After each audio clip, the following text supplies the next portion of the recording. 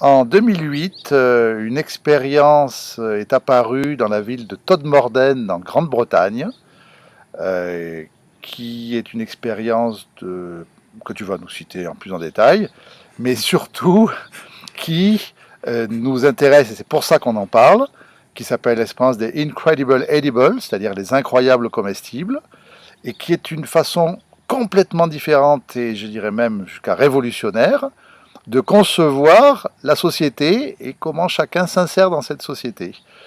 Je pense qu'on a besoin quand même d'un petit rappel. Tout le monde ne connaît pas l'expérience et ce qu'on peut en déduire comme choses qui sont véhiculées dans cette approche différente et ce que ça entraîne d'évolution de la société. C'est une révolution psychanalytique. Alors, donc Todmorden, c'est une ville du nord de l'Angleterre, 15 000 habitants environ, je crois, où il y a, je pense encore, un taux de chômage épouvantable. Et là, des citoyens ont eu l'idée de commencer à cultiver des légumes de préférence, parce que c'est ce qui pousse le plus facilement, soit chez eux en ouvrant la porte, soit dans les bacs publics, soit dans les jardins publics, des légumes à disposition. C'est-à-dire que la grande nouveauté, c'est que la personne qui travaille n'est pas commanditée, n'attend rien en retour, travaille pour autrui sans connaître le destinataire. Il n'y a pas de contrat. La personne qui récolte n'est pas contrôlée. S'il y a un salopard qui ramasse tout, il peut le faire. Hein. Donc là derrière, il y a la notion de don en confiance. Et d'ailleurs, il y a une provocation puisque c'est marqué servez-vous sur des petits Oui, panneaux. donc servez-vous, voilà. Donc et cette ville est arrivée à une autonomie alimentaire par ce biais-là. Qui s'est développé dans la qui s'est ville. développé là. Alors donc c'est par rapport à notre habitude de tout financer, de tout commercialiser, de tout faire par contrat, là il y a une vraie révolution mentale. Et pacifique. Et pacifique, évidemment.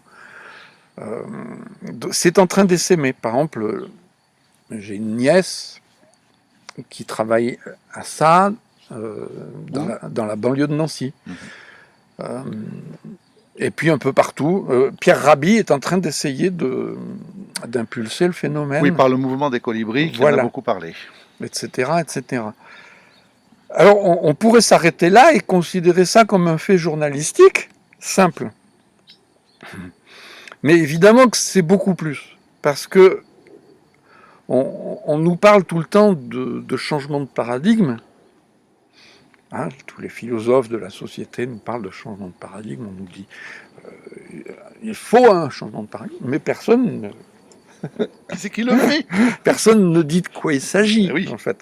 Et alors là, on a une piste. C'est-à-dire que ce qui est formidable, c'est qu'on sort du contractuel pour passer dans la gratuité, dans le don, sans contrepartie.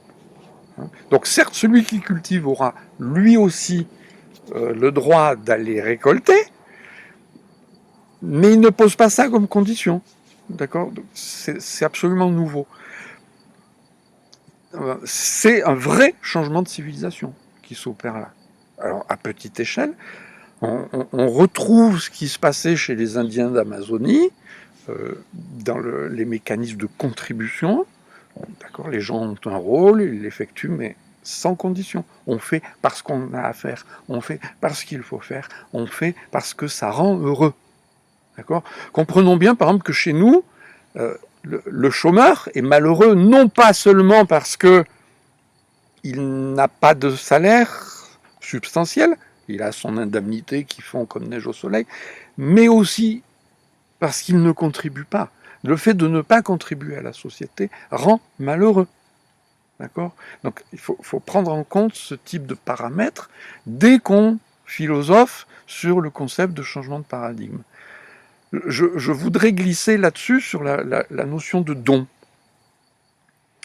On voit chez certains ethnologues des gens qui étudient le don et le contre-don. Pour moi, c'est une aberration. Hein. Un don, c'est un don, il n'y a pas de contre-don. Il n'y a pas de condition. Alors donner, c'est donner, reprendre, c'est voler. Voilà, donner, ventre boutonné. Hein. Alors j'ai défini un concept qui est le don akratopège. Alors akratopège, ça vient du grec, akratos, sans impureté, et pégé, la source. Donc c'est un don de source pure. Pour le définir, il y a 3 axiomes. J'appelle ça les 3 axiomes du don akratopège. La première règle, c'est le don ne confère aucun droit à celui qui donne. Donc là, dans les Incredibles, on est en plein dedans. Le don ne confère aucun devoir à celui qui reçoit. D'accord ? Et, troisième règle, qui est plus subtile, à tout instant, chaque individu a le droit de proposer, refuser, demander, accepter. Il a ces 4 droits. Tu peux répéter ? Proposer, refuser, demander, accepter.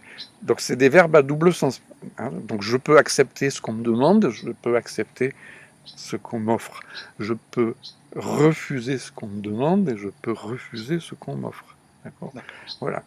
Et s'il n'y a pas ces 3 règles, il ne s'agit pas d'un don, mais soit d'un contrat commercial, un troc par exemple, soit d'un don pervers. Dans le pouvoir. Voilà. Alors l'exemple que je donne toujours, c'est le type qui offre à sa femme un CD à Noël. Et puis 3 mois après, il regarde le rayon des CD, puis il voit pas le CD. Alors il va vers sa femme, puis il lui dit « Il est où mon disque ?» D'accord ? C'est-à-dire qu'il n'a pas offert le disque pour faire plaisir, il a offert le plaisir pour établir un lien. D'accord ? C'est subtil. Ouais. Voilà. Bien. Donc je vais arrêter là.